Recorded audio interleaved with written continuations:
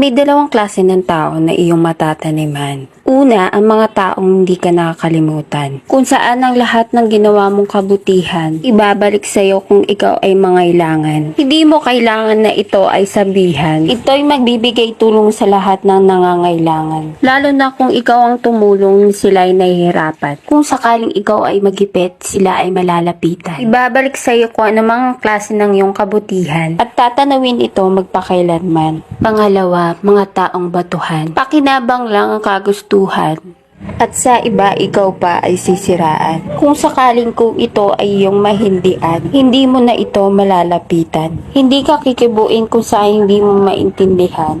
Kung nagagalit ba ito o sadyang manhid lang nararamdaman. Kung ano man ang iyong masumpungan, tumulong ka pa rin sa mga nangangailangan. Hindi naman kailangan na lahat ay masusuklian dahil ang pagtulong ay bukal sa kalooban. Na walang pinipiling antas na sasaklolohan kung saan makikita ang pagmamalasakit at pagtutulungan. Ngunit kung ang napagbigyan ay ikaw ay sinisiraan, kailangan mo nang itigil ang iyong kahibangan dahil wala na itong mapupuntahan dahil di niya nakikita ang iyong kalagahan. Ilaan mo na lang ito sa mas nangangailangan. Tara, kain na malala!